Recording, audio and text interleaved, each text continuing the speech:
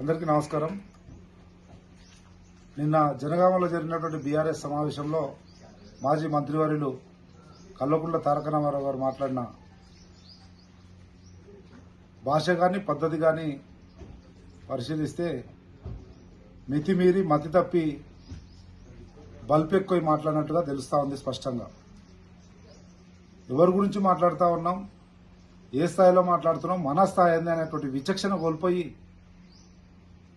మా రాహుల్ గాంధీ గారి గురించి కానీ గౌరవ ముఖ్యమంత్రి రేవంత్ రెడ్డి గారి గురించి కానీ మాట్లాడడానికి తీవ్రంగా ఖండిస్తూ, మొన్నటి ఎన్నికలే చూసినాం మనం. ఈ అరవడాలు కరవడాలు ఎక్కువ చేసినందుకే కేటీఆర్కు బుద్ధి చెప్పి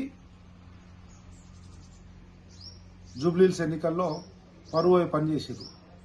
నిన్న జరిగినటువంటి సర్పంచ్ ఎన్నికల్లో మళ్ళీ అడ్రస్ గల్లంతు చేశారు. అయినా బుద్ధి రాక నైరాశ్యంలో ఓటమి చెందినటువంటి నైరాశ్యంలో అడ్డగోలు మాటలు మాట్లాడి ఈ హౌల మాటలు మాట్లాడినందుకే కొన్నిసార్లు అనాల్సి వచ్చింది. నేను నాలుగు కోస్తాం, అది కోస్తాం, ఇది కోస్తామని. ఈ హౌల మాటలు బంద్ చేస్తే అందరూ కూడా అదే పద్ధతిలో ఉంటారు.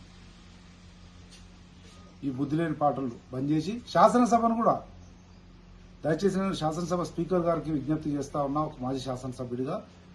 శాసనసభ కాదది బూతుల సభ అంటాడు. అంటే శాసనసభనే అగౌరవపరిచే విధంగా సభా హక్కులు నోటీస్ ఇచ్చి పిలిపించి విచారించవలసిందిగా విజ్ఞప్తి చేస్తా ఉన్నా.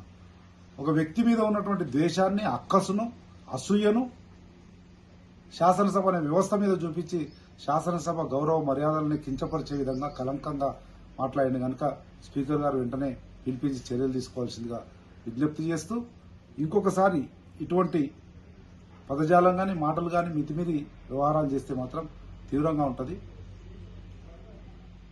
ప్రత్యక్షంగా చూపించవలసి వస్తుంది అన్న విషయాన్ని కూడా గుర్తు చేస్తూ, రిపీట్ అయితే మాత్రం తోడుకలు తీయాల్సి వస్తుంది బిడ్డ అని చెప్పి తీవ్ర పదజాలంతో హెచ్చరిస్తా ఉన్నాం.